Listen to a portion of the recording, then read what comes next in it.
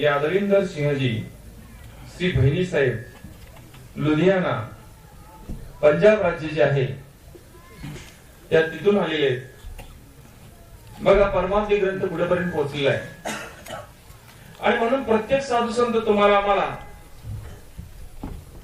अत्यंत तळमळीने सांगत आहेत की तुम्ही भाग्यवान आहात, तुम्ही भाग्यवान आहात, तुम्ही भाग्यवान आहात. कारण का तुम्हाला फक्त परमात्मा मिळालेले नाही तर परमात्मराज महाराज साक्षात भगवंत रूपाने मिळालेले आहेत.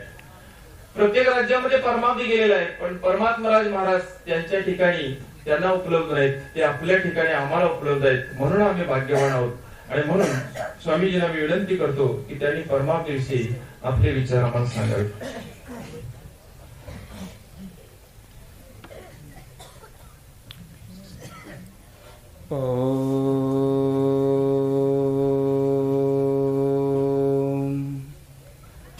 पूर्णमदा पूर्णमिदं पूर्णात्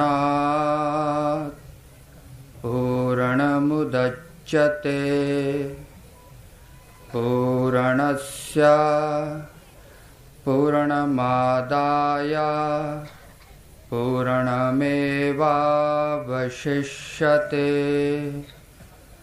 ॐ शान्तिः शान्तिः शान्तिः. ॐ यो ब्रह्माणं विदधाति पूर्वं यो वै वेदांश्च प्रहिणोति तस्मै तं देवात्म बुद्धि प्रकाशम् मुमुक्षुर्वै शरणमहं प्रपद्ये मुमुक्षुर्वै शरणमहं प्रपद्ये. ॐ शान्तिः शान्तिः शान्तिः. ॐ शङ्करं शङ्कराचार्यं केशवं वादरायणं सूत्रभाष्यकृतौ वन्दे भगवन्तौ पुनः पुनः. ईश्वरो गुरुरात्मेति मूर्तिभेद विभागिने व्योमवद् व्याप्त देहाय तस्दक्षिणामूर्तये नमः. ॐ शान्तिः शान्तिः शान्तिः.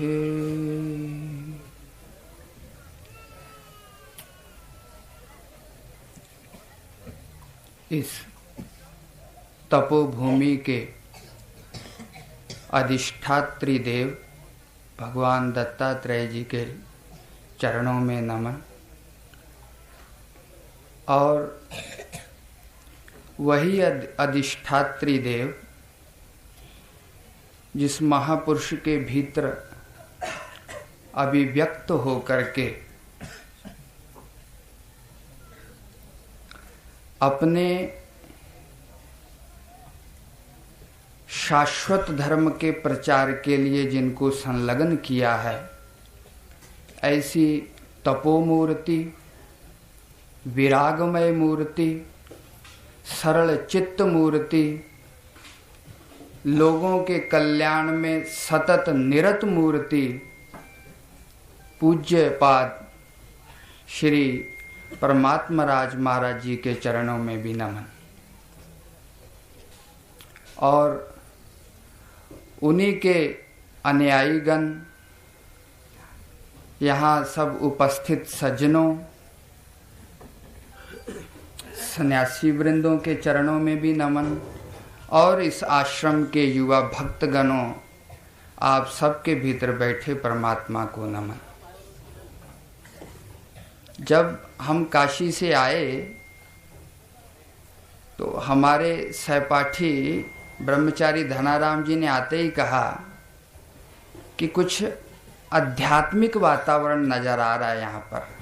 जब हम लोग इस पर्वत के समीप आए तो ऐसा अनुभव हुआ कि कुछ आध्यात्मिकता है, कुछ सत्य के अन्वेषक लोग और निरत सत्य को जीने वाले लोग जो हैं यहाँ पर विद्यमान हैं।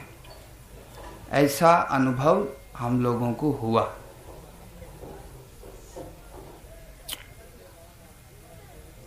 महापुरुष कहते हैं और शास्त्र भी इसका अनुसंधान करने पर पता चलता है कि सत्संग जो है बहुत पुण्य से मिलता है। कहते हैं कि ईश्वर का जब किसी जीव के ऊपर अनुग्रह होता है तो सबसे पहले पता है ईश्वर उसको क्या देते हैं? सत्संग। जो भी सत्संग करता है समझ लेना ईश्वर का अनुग्रह प्रारंभ हो गया। महात्मा भर्तृहरि जी कहते हैं, जाढ्यम धियो हरति सिंचति वाचि सत्यम, मानुन्नतिम दिशति पापमपः करोति, चेतः प्रसादयति दिक्षुत्तनोति कीरतिम, सत्संगति कथय किम न करोति पुंसाम। अय दुनिया के लोगों, ये तो बताओ सत्संगति क्या नहीं करती? सत्संग जो है जीवों को क्या नहीं देता? जाढ्यम धियो हरति, जो बुद्धि की मलिनता है ना, काम, क्रोध, लोभ, मोह, अहंकार, ये मलिनता है हमारे भीतर, इसकी और कोई औषधि नहीं। कहाँ दूर होगी? सत्संग में। जाड्यम धियो हरति सिंचति वाची सत्यम। और हमारे चरित्र में सत्य का आविर्भाव भी सत्संग में आने पर ही होता है। आप जब भी देखेंगे वासना मिलाकर के ही देखता है व्यक्ति, स्वाभाविक है। सुनेगा भी वासना युक्त ही शब्दों को सुनेगा। यहाँ पर सिंचति वाची सत्यम सभी इंद्रियों का उपलक्षण है। आप सुनेंगे, सत्य शब्द सुनेंगे, भगवान का कीर्तन श्रवण करेंगे, भोलेंगे, भगवान का नाम ही भोलेंगे, स्पर्श करेंगे, भगवान की लीलाओं का ही स्पर्श करेंगे। ये कहाँ से उपलब्ध होगा? सत्संग में। अन्य कोई उपाय नहीं इसका। घर में बैठने से, बाजार में घूमने से, कहीं भी जाइए, ये चीज कहीं नहीं मिलेगी। और इतना ही नहीं, बुद्धि की मलिनता भी होगी, चरित्र भी उच्च बनता है, और इसके साथ साथ और क्या होगा? मान उन्नतिम दिशति, आपकी प्रशंसा चारों लोगों में फैलेगी। सब जगह लोग जो है, चारों दिशाओं में लोग आपकी प्रशंसा करेंगे। और चेतः प्रसादयति, आप देखते हैं हमेशा आज का प्राणी, समय ने व्यक्ति को इतना मजबूर बना दिया है, वो चाहता है अपने जीवन में कुछ क्षण में भगवत चिंतन में अथवा स्व कल्याण के लिए व्यतीत करूं। लेकिन आज की इस जनरेशन की दौड़ ने उसको ऐसा बंद दिया है कि उसके पास स्व कल्याण के लिए भी समय नहीं है। इसलिए हमेशा वो फ्रस्ट्रेशन में रहता है, दुखी रहता है।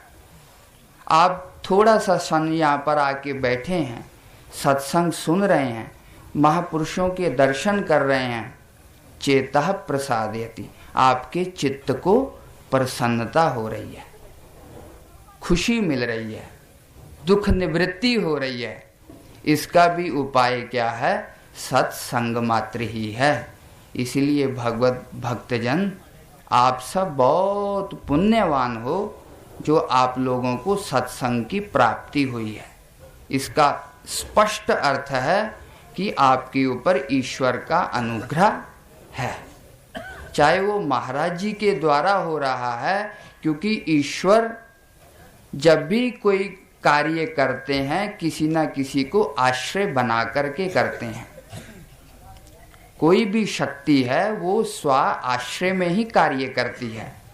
ये जगत 5 भूतों से बना है, अग्नि तत्व सर्वत्र व्याप्त है, लेकिन जब भी वो आपको दिखाई देगा किसी ना किसी लकड़ी को आश्रय करके ही दिखाई देगा। हवा में आग नहीं दिखाई देगी, जब भी दिखाई देगी कोई ना कोई आश्रय होगा, घास होगा, लकड़ी होगी। उसी तरह जो भगवतीय शक्ति है वो बिना आश्रय के कार्य नहीं करती। अधिक समर्थता है, लेकिन आश्रय का अपना महत्व होता है। तो महाराज जी के द्वारा उन्हीं को आश्रय बना करके आप सब लोगों को जो सत्संग की प्राप्ति हो रही है, इसलिए आप सब बहुत पुण्यवान हो। अब सत्संग प्राप्त हो गया, यहां आ गए, क्या इतना ही पर्याप्त है? सत्संग के महत्व में एक जगह लिखते हैं चाणक्य महाराज, लोके चंदनम शीतलम चंदनयो चंदरम शीतलम चंदन चंदरयो मध्य शीतलम साधु संगति। लोक में चंदन को बहुत शीतल कहा जाता है। चंदन जो है बहुत शीतलता देता है, लेकिन जो थोड़ा प्रबुद्ध व्यक्ति है वो जानता है कि चंदन से भी चंद्रमा की शीतलता ज्यादा होती है। लेकिन महापुरुष क्या कहते हैं? चंदन में और चंद्रमा में, इन दोनों तत्वों से अधिक शीतलता साधु की संगति है। जब कोई सत्संग करता है, किसी महापुरुष की शरण में आता है, वो अधिक शीतलता प्राप्त करता है। तो आप यहां पर आए, क्या बहुत लोगों के इकट्ठ को ही सत्संग कहते हैं? बहुत लोग मिल करके बैठ जाएं, क्या इतने का नाम ही सत्संग है? अगर बहुत लोगों के मिलने का मात्र नाम ही सत्संग है, तो पिक्चर हॉल में बहुत सारे लोग मिल करके बैठते हैं। कोई राजनेता आता है तो बहुत सारे लोग मिल जाते हैं। कोई तमाशा हो रहा है, वहां पर बहुत सारे लोग इकट्ठे हो जाते हैं। अगर बहुत सारे लोगों के मिलने का नाम मात्र ही सत्संग है, तो पिक्चर हॉल को भी सत्संग कहा जाएगा, नेताओं के इकट्ठ को भी सत्संग कहा जाएगा, किसी तमाशगीर के रोके हुए लोगों को भी सत्संग कहा जाएगा। तब तो आपके यहाँ एकत्र होने में और उनके मिलने में कोई भी अंतर नहीं महाराज। क्या है सत्संग? सारे वेदों ने, शास्त्रों ने, पुराणों ने आखिर क्यों बार बार क्यों कहते हैं सत्संग करो, सत्संग करो? क्या है सत्संग तत्व? अगर आप सोचते हैं कि बहुत लोगों के मिलने का ही नाम सत्संग है, तो आप भ्रांति में हैं। जहां पर चाहे एक व्यक्ति हो, चाहे 10 व्यक्ति हो, चाहे लाख व्यक्ति हो, जहां पर इस जगत में परिव्याप्त जो भगवतीय सत्ता है, उस सत्ता का चिंतन जहां पर होता है, मात्र उसी को ही सत्संग कहा जाता है। बहुत सारे लोगों के मिलने का नाम सत्संग नहीं है। भागवत में आया है, एतावान सांख्य योगाभ्याम स्वधर्म परिनिष्ठया जीव पुण्य पराहलाभा अतो नारायण स्मृति। ये सारे शास्त्रों के अध्ययनों का, सत्संग के करने का, यहाँ पर इतनी इतनी दूर से आने का और महापुरुषों की शरण लेने का, इस सब का क्या तात्पर्य है? भागवतकार कहते हैं केवल भगवान की स्मृति। अगर शास्त्र पढ़ने से, सत्संग करने से, महापुरुषों की शरण में आने से भगवान का स्मरण नहीं आया तो सब श्रम मात्र है, आप व्यर्थ परिश्रम कर रहे हो बस। इसीलिए आप सत्संग में आओ, किसी सद्ग्रंथ का अनुशीलन करो, कोई भी कार्य करो, निरत आपको भगवत का स्मरण बना रहना चाहिए। आप कुछ भी देखो तो कोशिश भगवान को देखने की करो, कुछ भी सुनो भगवान को सुनने की चेष्टा करो। आपकी हर प्रवृत्ति में, चाहे वो मानसिक हो चाहे वो कायिक हो, उसमें भगवतीय स्मरण अनुस्यूत होना चाहिए।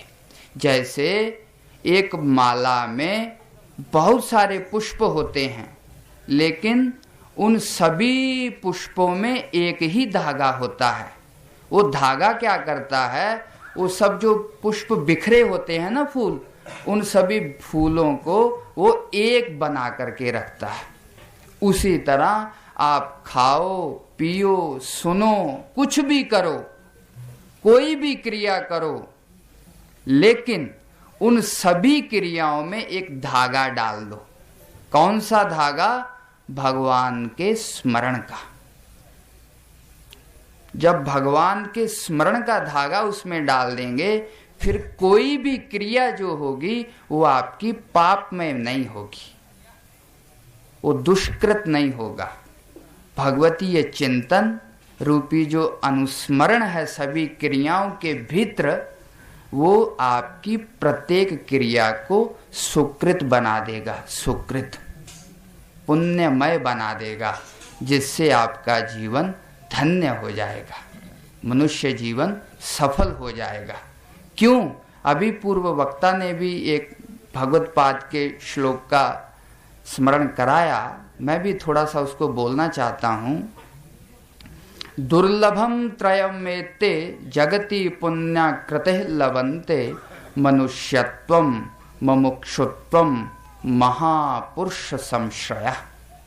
इस जगत में भगवत पाद आचार्य शंकर कहते हैं जगत में 3 चीजें दुर्लभ हैं, दुर्लभ। मनुष्य जन्म, आखिर क्यों मनुष्य जन्म क्यों इतना दुर्लभ?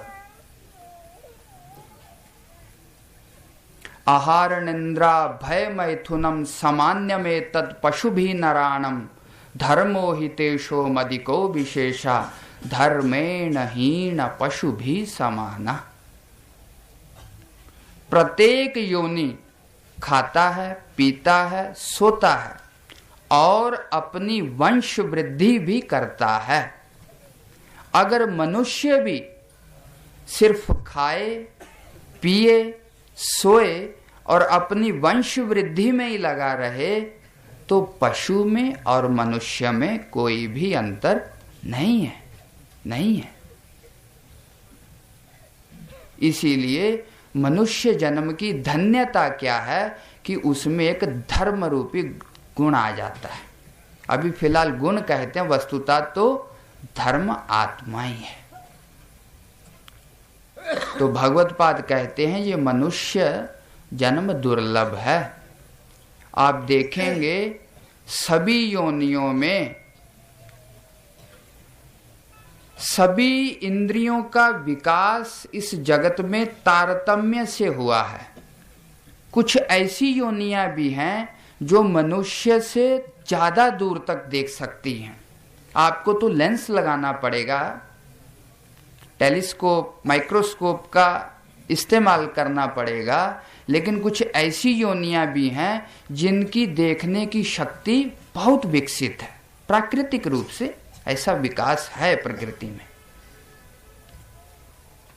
लेकिन वाग शक्ति की उन्नति, शब्दों का प्रयोग करना, बोलना, ये जो बोलना है, वाक शक्ति का विकास केवल मनुष्य योनि में है, स्पष्ट रूप से। ऐसा नहीं जोर से, और भी योनियां जोर से बोल सकती हैं, लेकिन अपने सभी तालु आदि स्थानों का स्पष्ट प्रयोग करने की क्षमता केवल मनुष्य में है। और उसी विकसित शक्ति के कारण मनुष्य भगवत स्मरण कर सकता है। अन्य योनियां स्पष्ट रूप से भगवत का स्मरण नहीं कर सकती, इसीलिए मनुष्य जन्म श्रेष्ठ है। अगर आप भगवान का स्मरण नहीं करते तो समझ लेना पशु का जीवन व्यतीत करते हो। मैं नहीं कहता, शास्त्र कह रहा है ऐसा। मनुष्यत्वम मुमुक्षुत्वम, मनुष्य जीवन तो मिल गया, लेकिन मनुष्य जीवन मिलने के बाद भी मुमुक्षा उत्पन्न होनी।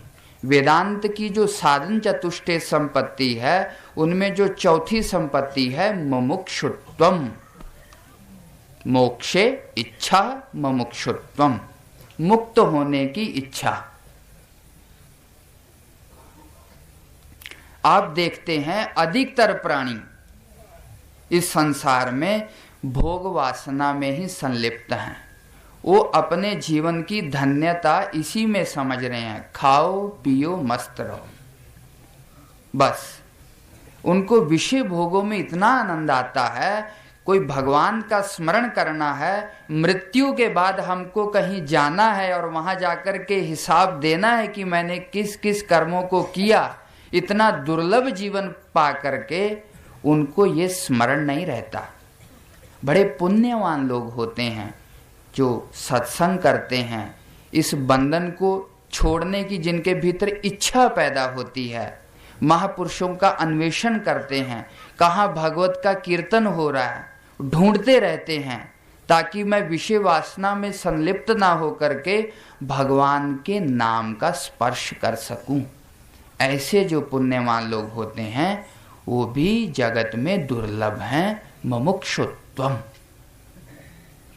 मनुष्य जन्म भी मिलना दुर्लभ, और मनुष्य जन्म में मुमुक्षा आना भी दुर्लभ। बंधनों से मुक्त होने की इच्छा।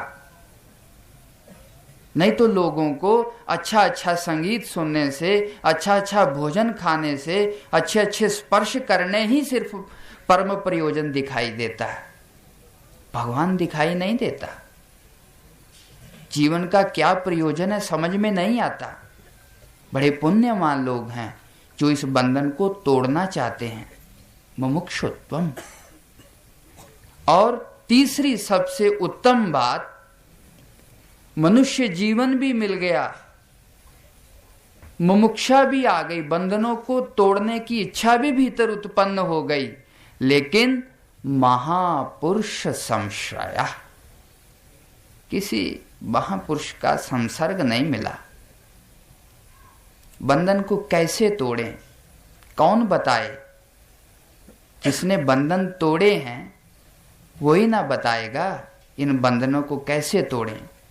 और ये सत्य जानना, सभी शास्त्रों ने महापुरुषों का खूब कीर्तन किया। और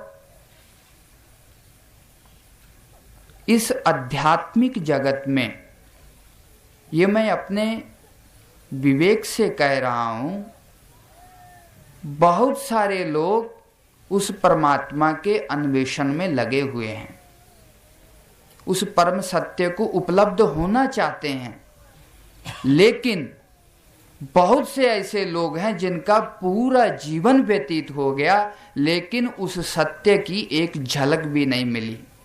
कारण महापुरुष संश्रय, महापुरुषों का संसर्ग नहीं हुआ।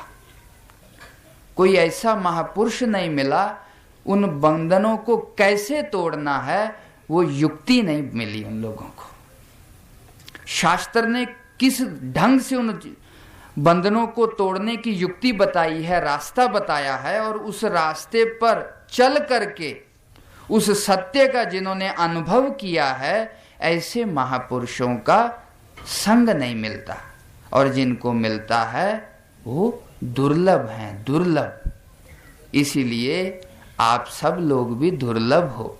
क्यों? मनुष्य जीवन पाया। इतनी इतनी दूर से चल करके सब लोग गृहस्थी हो, अधिकतर काम करने वाले हो, दिन भर की थकावट की चिंता नहीं करते, सत्संग के प्रेमी हो, इसलिए मुमुक्षु भी हो। और महापुरुषों के रूप में आपको सद्गुरु की प्राप्ति हुई है, इसलिए महापुरुषों का संश्रय भी आपको मिला है। इसलिए आप सब लोग पुण्य हो। ये पवित्र स्थल भी पुण्यमय है, जो महापुरुषों के सानिध्य में रह करके अपने आध्यात्मिक जीवन की यात्रा को कर रहे हो। और अब थोड़ा विषय पर आते हैं। जो ये महोत्सव मनाया जा रहा है, परम अवधि प्रचार महोत्सव, महापुरुषों ने इस ग्रंथ की रचना की। मैंने ग्रंथ देखा पहले थोड़ा, और 2-3 दिन में यहाँ भी देखा, क्योंकि ग्रंथ का विषय वस्तु काफी विस्तृत है और उसके लिए एकांत भी अपेक्षित है और कुछ शास्त्रीय संस्कार भी अपेक्षित हैं। सामान्य लोगों के लिए भी वो ग्रंथ है, लेकिन कुछ दुरूह भी विषय का प्रतिपादन उसमें है। लेकिन जो हमको लगा, सभी शास्त्रों का समन्वय, सभी दर्शनों का समन्वय, सभी धर्मों का समन्वयात्मक वो ग्रंथ है। क्योंकि जब उसकी आप विषय सूची देखेंगे, धर्म एकत्व, साधन एकत्व, फल एकत्व, सर्वत्र एकत्व का प्रतिपादन है।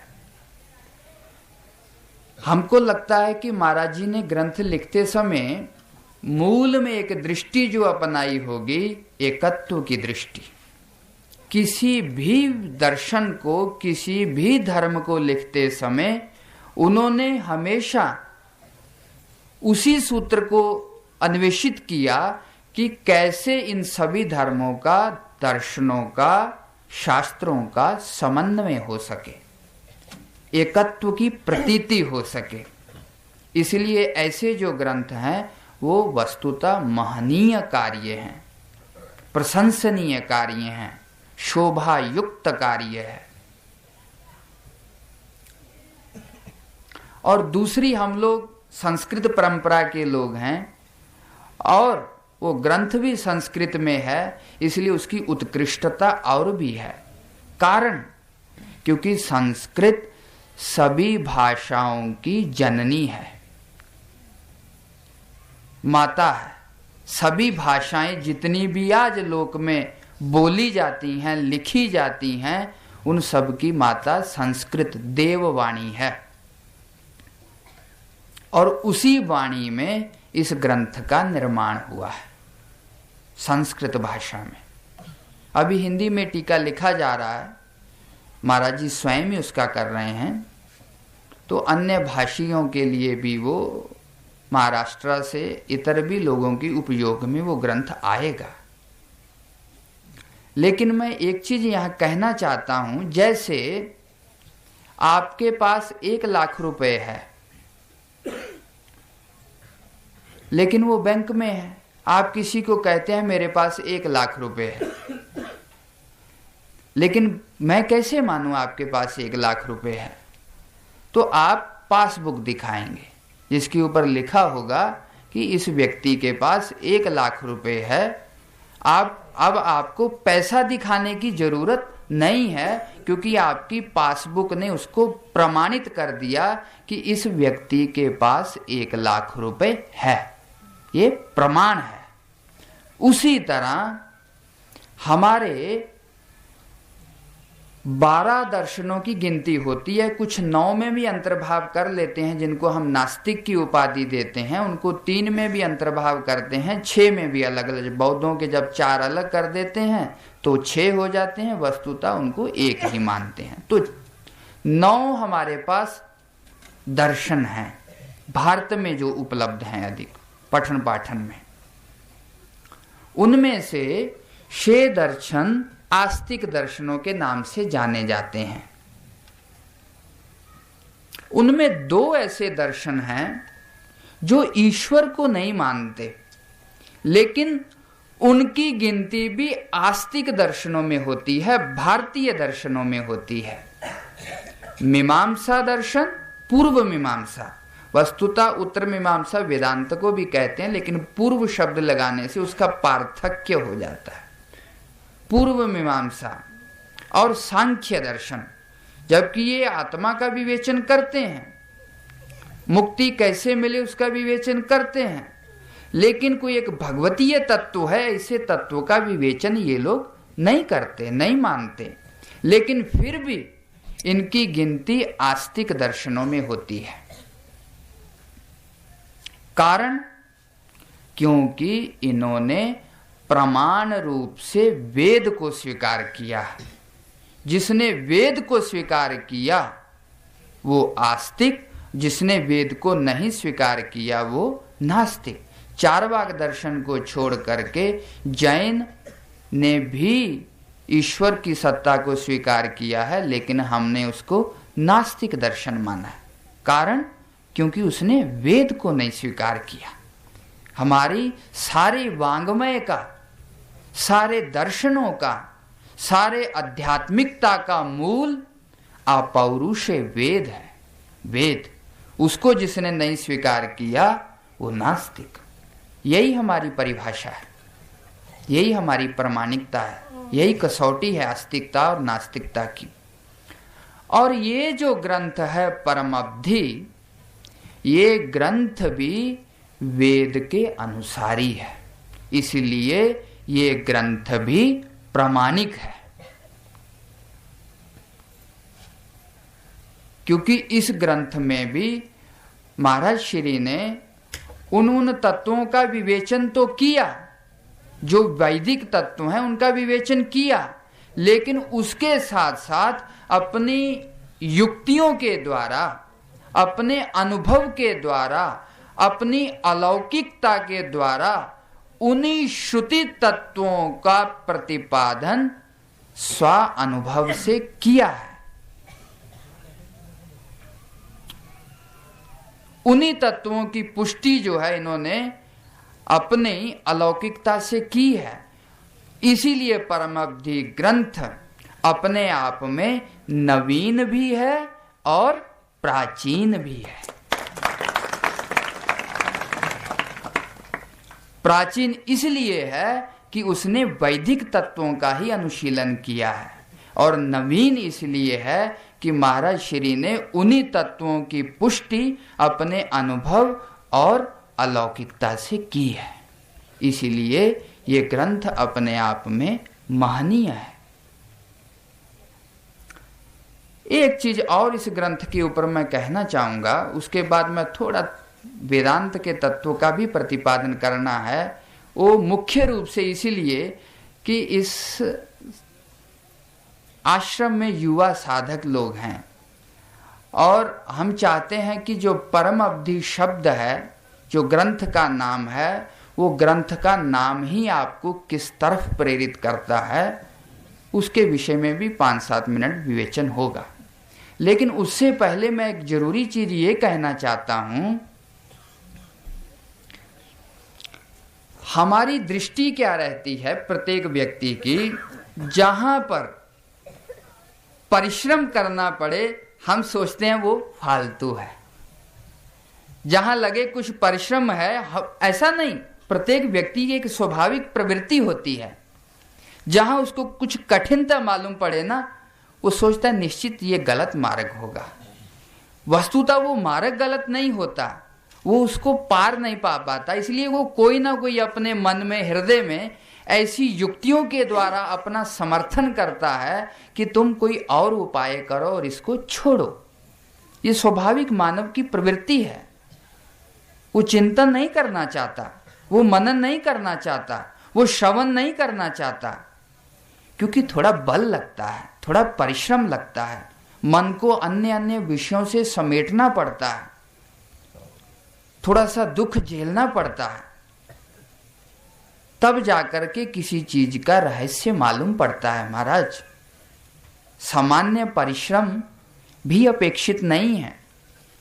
भगवती श्रुति कहती है, आत्मा वारे द्रष्टव्य। ए दुनिया के लोगों, अरे तुम क्यों विषय सुख में संलिप्त हो? आत्मा का अन्वेषण करो। कैसे करें? तो भगवती श्रुति स्वयं कहती है, श्रोतव्य, मंतव्य, निधिध्यासितव्य। श्रवण करो, श्रवण का ही फिर मनन करो, फिर निधिध्यासन करो। अब श्रवण मनन निधिध्यासन भी पारिभाषिक शब्द हैं, इनकी भी बड़ी व्याख्यान है, लेकिन कहने का मतलब ये है कि यहाँ थोड़ा परिश्रम लगता है। हम सोचते हैं कि कोई दूसरा रास्ता अपनाएं।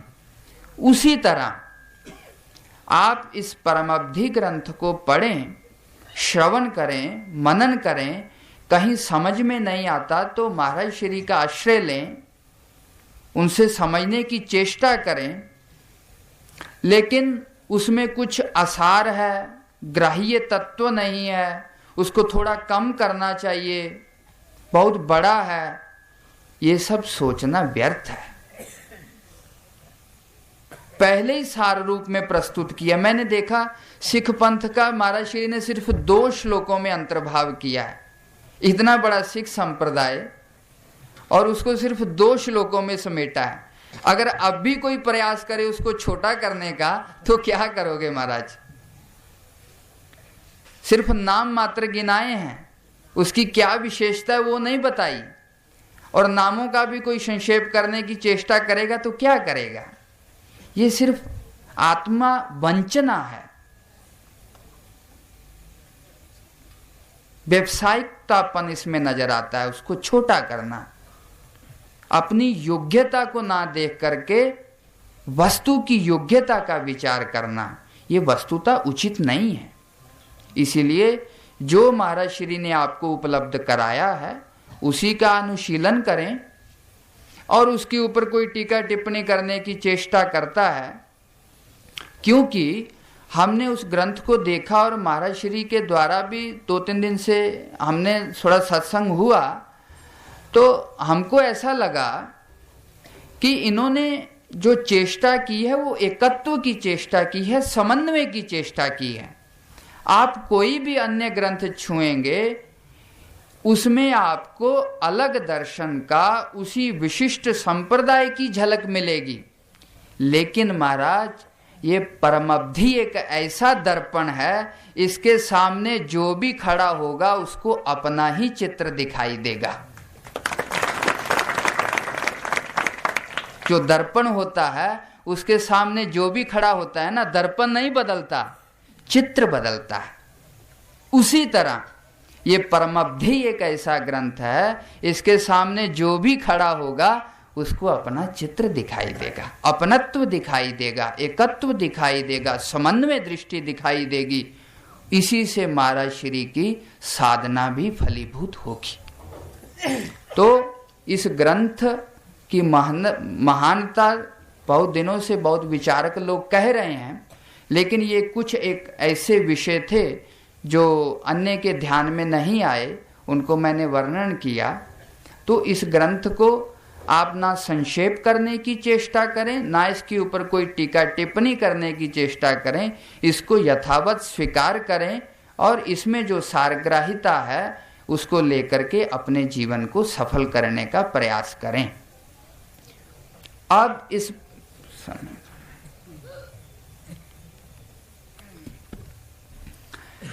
परम अवधि देखो भाई, आजकल नाम का बड़ा एक अलग सा ही ट्रेडिशनल चल गया है।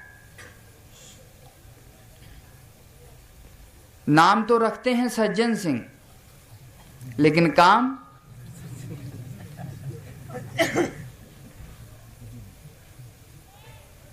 लेकिन पहले जो हमारी वैदिक परंपरा थी, जो प्राचीन परंपरा थी, आप किसी भी प्राचीन पुराणों को पढ़ें, वेद को पढ़ें, या कोई भी ऐतिहासिक ग्रंथ पढ़ें, यहाँ तक कि कोई कवि माग, कविदास इत्यादि कोई भी नाटक को पढ़ें, तो आप देखेंगे उसके भीतर जो भी नाम होगा उस नाम का बड़ा सरस अर्थ होता था, बड़ा सार गर्भित अर्थ होता था। ये ऐसे टिंकू पिंकू ये सब नाम नहीं होते थे, बड़े सारग्राही अर्थ होते थे।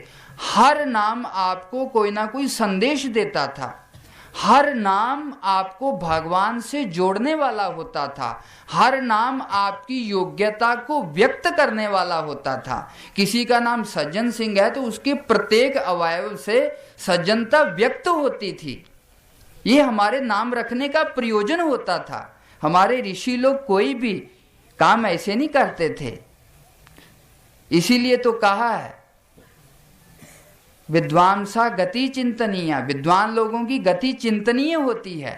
आपको अगर उनकी कोई क्रिया समझ में नहीं आती, यहाँ पर जो युवा साधक लोग हैं, जो बाहर से भी लोग आते हैं, कई बार आपको महाराज जी की कोई क्रिया बड़ी उटपटांग लगती होगी। यही लगता होगा कि महाराज श्री स्वयं ही लिख करके इस ग्रंथ का प्रचार कर रहे हैं, लगता होगा। लेकिन विद्वांसा गति चिंतनीय, अब उसके पीछे क्या प्रयोजन है उनका, वो गति चिंतनीय है। हो सकता है आपकी समझ में ना आए, वो जरूरी नहीं कि आप ही की समझ में आनी चाहिए हर बार, लेकिन उनके पीछे कोई ना कोई मंतव्य होता है, कोई मनोर्थ होता है। इसीलिए हर चीज को लेकर के आप जल्दी से कोई निर्णय ना लें कि महाराज जी ऐसा कर रहे हैं तो इसके पीछे उनका क्या मंतव्य है, हमको ठीक नहीं लगता, क्योंकि विद्वानों की गति चिंतनीय होती है। अस्तु, उसी तरह जो नाम होते हैं वो बड़े सारग्राह्य होते थे, और इस ग्रंथ का जो नाम है परम अवधि। परम का अर्थ श्रेष्ठ भी होता है, परम का अर्थ निरतिशय भी होता है, और परम का अर्थ आश्रय भी होता है, उत्तम भी होता है। और अवधि जो शब्द है वो समुद्र के लिए प्रयोग किया जाता है। जैसे सभी नदियों का अंतर्भाव, सभी नदियां अंत में जाकर के समुद्र में मिल जाती हैं। वहां पर किसी भी नदी का कोई विशिष्ट नाम रूप नहीं रहता, केवल जल मात्र रहता है। एक समुद्र की ये विशेषता पकड़ के रखना, क्योंकि इसी को आगे जाकर के मिलाना है। सारी नदियां जब समुद्र में मिलती हैं, उनकी पहली विशेषता क्या होती है कि वो नदियां अपना सारा नाम रूप खो दे करके केवल जल मात्र हो जाता है। दूसरी उनकी क्या होती है, जो नदी एक परिच्छिन्न देश में बह रही थी, उसका एक छोटा सा आकार था, वेग था, वो सारे वेग को त्याग करके अपरिच्छिन्न जल के रूप में वो परिवर्तित हो जाता है। उसी को आप समुद्र नाम दे दो, जल स्रोत नाम दे दो, उदक स्रोत नाम दे दो, कुछ भी दे दो, उसका नाम है समुद्र। उसी तरह ये जो परम अवधि है, इस परम अवधि का सबसे पहला जो प्रयोजन है, वो प्रयोजन क्या है कि सारे दर्शनों का, धर्मों का समन्वय सार इसमें है। लेकिन विशिष्टता क्या है, अवधि शब्द से वाच्यार्थता करके तो समुद्र अर्थ ही निकलता है, लेकिन जब संस्कृत वाङ्मय के अनुसार एक लक्षणा होती है, उस लक्षणा के अनुसार इसका अर्थ आप प्राप्ति भी कर सकते हैं। प्राप्ति, तो परम अवधि का अर्थ क्या हो जाएगा, परम प्राप्ति। लेकिन वो प्राप्ति कैसी, ये विशिष्टता है यहाँ पर। वो प्राप्ति कैसी, जैसे मैंने पहले कहा, जब नदियां समुद्र को उपलब्ध होती हैं तो अपने नाम रूप को परित्याग करके होती हैं, अपनी परिच्छिन्नता को छोड़ करके होती हैं। उसी तरह अवधि का जब लक्षणा के द्वारा हम प्राप्ति अर्थ करेंगे तो उसका अर्थ हो जाएगा परम प्राप्ति। लेकिन प्राप्ति कैसी? परम, श्रेष्ठ, निरतिशय, और सारे संप्रदाय, सारे धर्म, सारे आग्रह, सारी विषय वासना, उन सब को परित्याग करके जो प्राप्ति होगी वही परम प्राप्ति है। और उसी परम प्राप्ति का नाम आत्मा है। आत्मा दुनिया में बहुत सारी अच्छी चीजें हैं, टेक्नोलॉजी आज बहुत आगे है। गर्मी में एसी बहुत सुविधाजनक होता है, लेकिन जिसके पास एसी नहीं है, उपलब्ध नहीं हो सकता किसी भी कारण से, उसके लिए कितना भी श्रेष्ठ हो एसी, उसका क्या अर्थ? उसका कोई भी अर्थ नहीं होता। वस्तु होने मात्र से अस्तित्ववान नहीं होती, अर्थवान नहीं होती, जब तक वो आपके उपयोग में ना आए। एसी दुकान में पड़ा आपके प्रयोजन की सिद्धि नहीं करता, वो आपके लिए श्रेष्ठ नहीं हो सकता। जब वो आपके घर में आकर के आपको शीतलता प्रदान करेगा, वही एसी आपके लिए श्रेष्ठ भी हो जाएगा और प्रयोजनवान भी हो जाएगा। उसी तरह परम अवधि की आप कितनी भी विशेषता गिनाइए, आज तक लोग कर ही रहे हैं, हम भी किए, लेकिन क्या परम अवधि आपने चिंतन किया? परम अवधि का आपके जीवन से कोई संबंध है? परम अवधि क्या आपके लिए प्रयोजनवान हो सकती है कि है? अथवा जैसे दुकान में पड़ा हुआ एक एसी है और यहां पर आप गांव में बैठे हो, कि परम अवधि का संबंध आपके साथ वैसा है? परम अवधि का जो प्रतिपादित विषय है, क्या उस विषय के साथ आपका कोई संबंध है? क्या वस्तुतः वो आपको कल्याण करा सकता है? क्या वस्तुतः आपको परम प्राप्ति दिला सकता है? जैसे प्रत्येक नदी समुद्र में जाके कृतकृत्यता प्राप्त कर लेती है, क्या उसी तरह परम अवधि ग्रंथ का अध्ययन आपको सारे दुखों से निवृत्त और परमानंद से प्राप्त करा सकता है? विचारणीय विषय है। मैंने पहले भी कहा कि जो विषय परम अवधि में है वो विषय हमारे वैदिक वाङ्मय में भी है। वो प्राचीन रूप से भी प्रतिपादन है और नवीन रूप से भी प्रतिपादन है, और एक ऐसा ग्रंथ है जिसको अपना सारे लोगों का अलग अलग चित्रण नजर आता है। लेकिन परम अवधि जो हमने परम प्राप्ति उसका ग्रंथ किया, उस अर्थ किया, उसका आपके जीवन के साथ क्या संबंध है, 5-7 मिनट में मैं उसको कह करके समाप्ति करूंगा।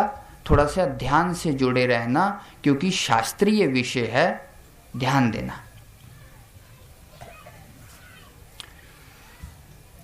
आप सभी लोग दुनिया में कोई भी लोग अपना अस्तित्व नहीं खोना चाहता। प्रत्येक व्यक्ति चाहता है कि मेरी मृत्यु कभी ना हो।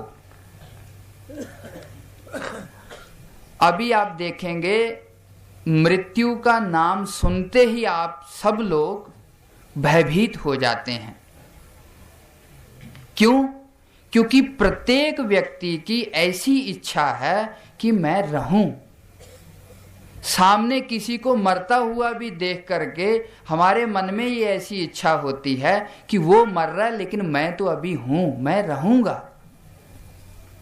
कोई भी व्यक्ति मरना नहीं चाहता। अपनी सत्ता को काल परिच्छेद के भीतर कोई भी व्यक्ति नहीं देखना चाहता। सभी चाहते हैं हम अमर हो जाएं, कभी भी हमारी मृत्यु ना हो, हमारी सत्ता कहीं भी क्षीण ना हो। और ये जितने जो आप उपाय करते हैं ना, घर बनाना, शादी करना, ये करना, वो करना, अगर आप थोड़ा गंभीरता से मनन करेंगे, इस सब का एक ही प्रयोजन है, अपने अस्तित्व को बनाए रखना। ये जो आप उठापटक सब करते हो ना, ये आपके भीतर भय बना हुआ है कि मैं नहीं रहूंगा। इस भय को मिटाने के लिए ही आप बहुत सारे उपाय करते हो कि ये भय मिट जाए। अगर मिटे नहीं तो कम से कम ये याद तो भूल जाए कि मैंने मरना है। तो पहली चीज, हमारी चेतना के भीतर, हमारे अंतःकरण के भीतर 3 कांटे लगे हैं, 3 शूल हैं। पहला कांटा कौन सा है? मृत्यु का भय। हम सब मरने से डरते हैं, मरना है, ये मन में भी आ जाए, स्वप्न में भी, तो पसीने छूट जाते हैं। तो हमारी चेतना में पहला कांटा क्या है? मृत्यु का भय। दूसरा, हम सब लोगों को अज्ञान अच्छा नहीं लगता।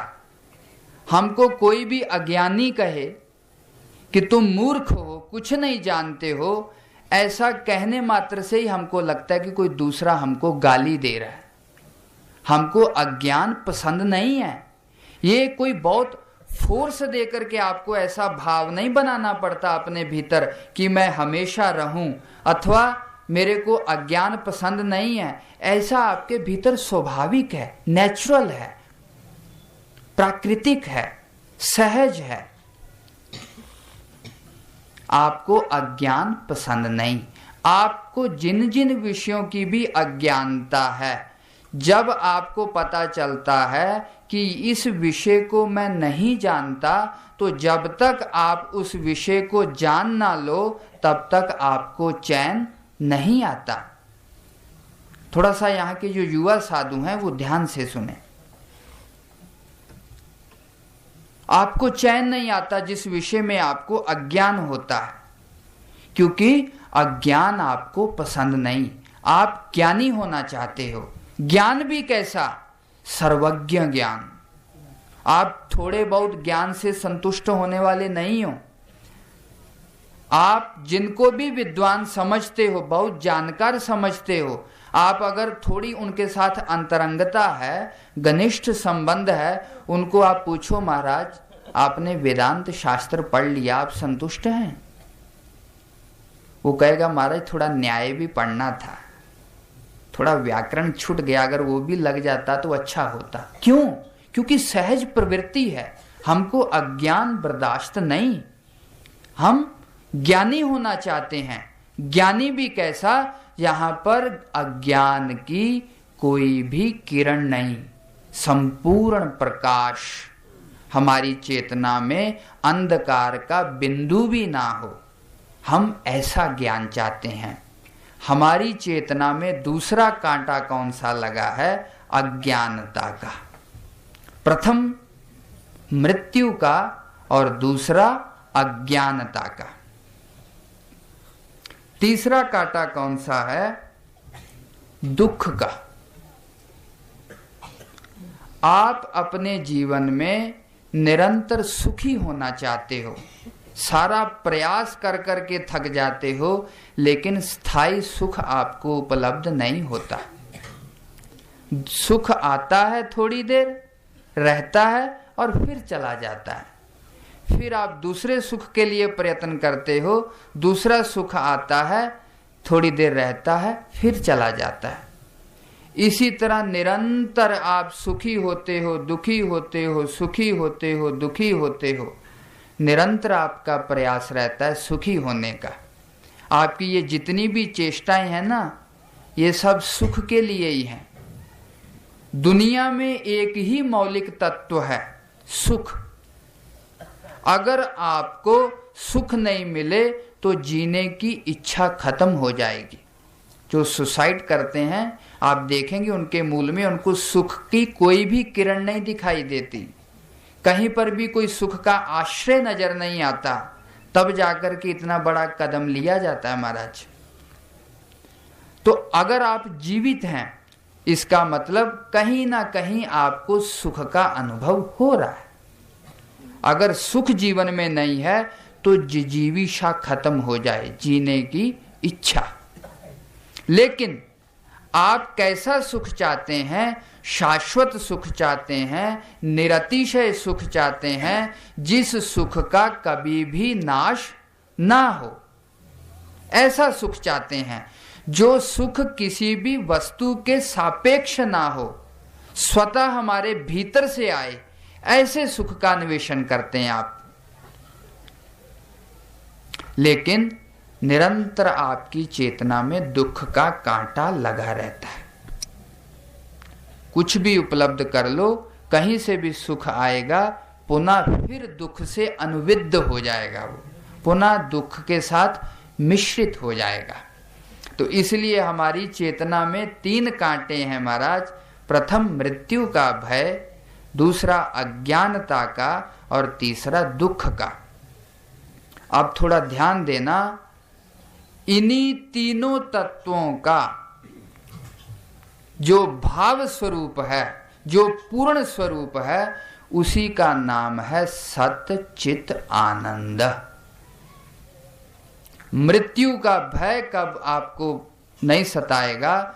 जब आप सत्य हो जाएंगे, आपकी सत्ता तीनों कालों में अबाधित हो जाएगी, कभी भी आपकी सत्ता का हनन नहीं होगा।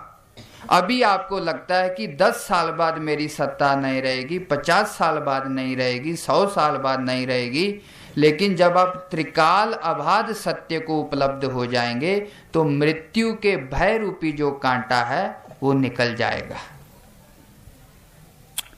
और दूसरा, उस ईश्वर का वर्णन चित रूप से है, ज्ञान रूप से है।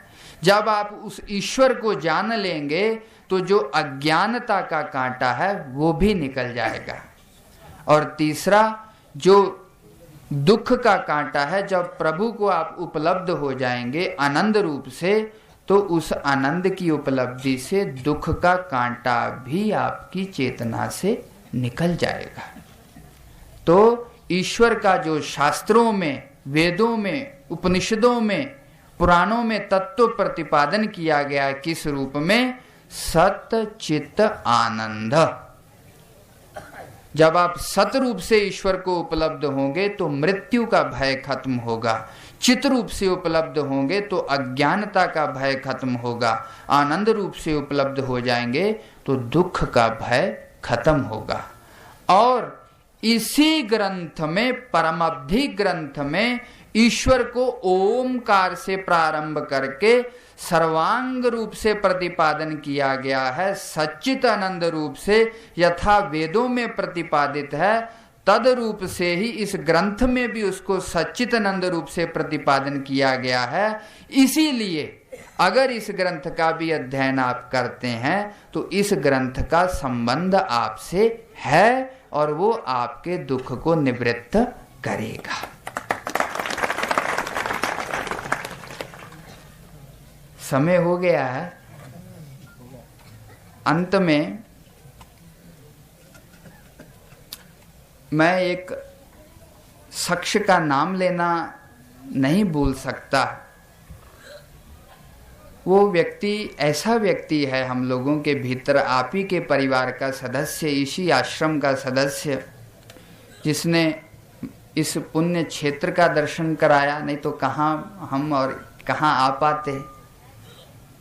और महाराज श्री का दर्शन करवाया और आप जैसे भक्तजनों का दर्शन हुआ। इन सारी कड़ियों को मिलाने वाले जिसने सूत्र का काम किया है, ऐसे हमारे सहपाठी जो बहुत ही सरल हैं, विनम्रता की मूर्ति हैं, श्री राम जी। उन्होंने बहुत हम लोगों को आग्रह किया कि आप चाहे एक दिन रुकिएगा, प्रवचन वाले दिन ही चले जाइएगा, भले 2 दिन रुकिएगा, लेकिन यहाँ पर जरूर आइए, आपको बहुत अच्छा लगेगा।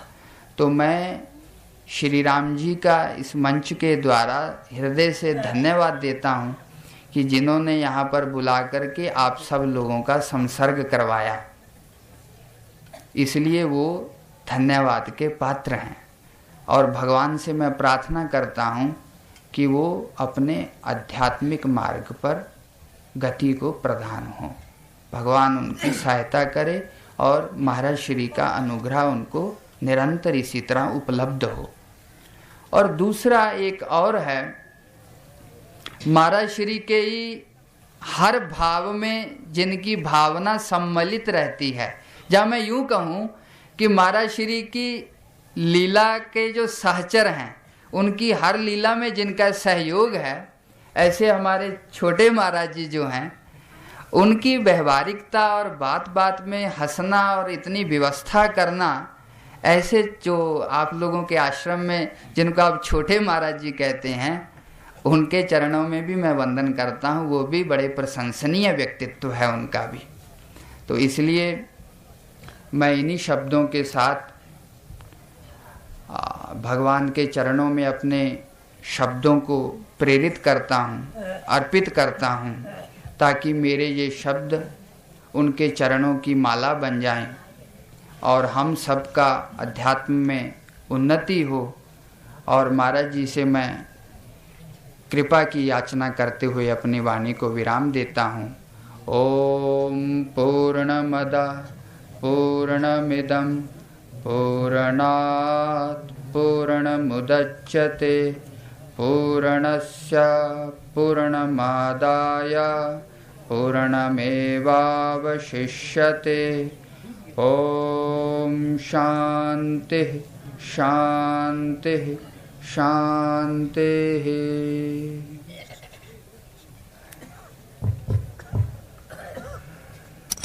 धन्यवाद स्वामी जी। आदरणीय आचार्य यादविंदर सिंह जी, बहिणी साहेब, लुधियाना, पंजाब। स्वामीजी काशीवरून आलेले आहेत, सध्या धार्मिक विषयामध्ये हे पीएचडी करत आहेत। त्यांनी इतकं सखोल परमार्थाचं चिंतन आपल्या समोर मांडलेलं आहे की आजपर्यंत जेवढी प्रवचनं झाली त्यामध्ये सर्वात सखोल चिंतन